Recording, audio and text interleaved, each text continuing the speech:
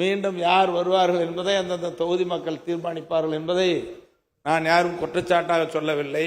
யாருக்கு வாய்ப்பு இருந்தாலும் வருவதற்கு வாய்ப்பு கிட்டும், மக்கள் தீர்ப்பளிப்பார்கள் என்பதை சொல்லி இந்த மாமன்றத்தை சிறப்பாக வழிநடத்திய நம்முடைய பேரவை தலைவர் அவர்களுக்கு நன்றியை தெரிவித்துக் கொள்கிறேன்.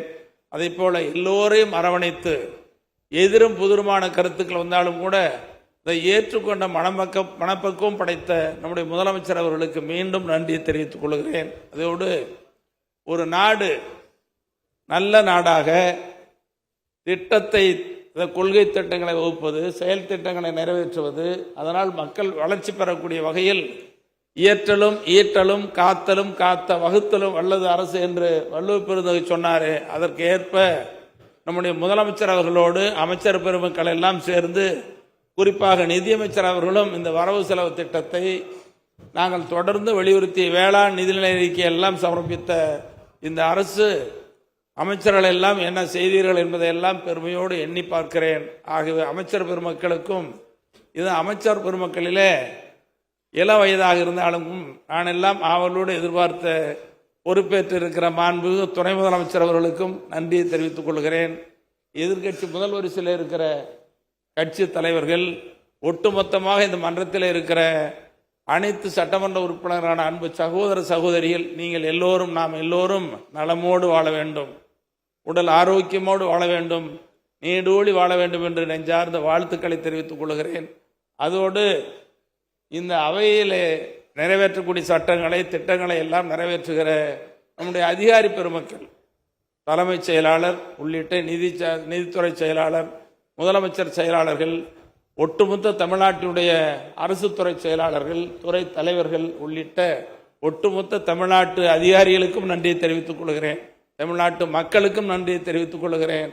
நாங்கள் நடக்கிற செய்திகளை எல்லாம் நாட்டுக்கு எடுத்து சொன்ன நம்முடைய பத்திரிகை நண்பர்கள், ஊடக நண்பர்கள் அவர்களுக்கும் இந்த நேரத்தில் நன்றியை தெரிவித்துக் கொள்கிறேன். அனைவருக்கும் நன்றி நன்றி என்று சொல்லிக் கொள்வதோடு நான் ஒரு பணிவான வேண்டுகோளை வைக்கிறேன்.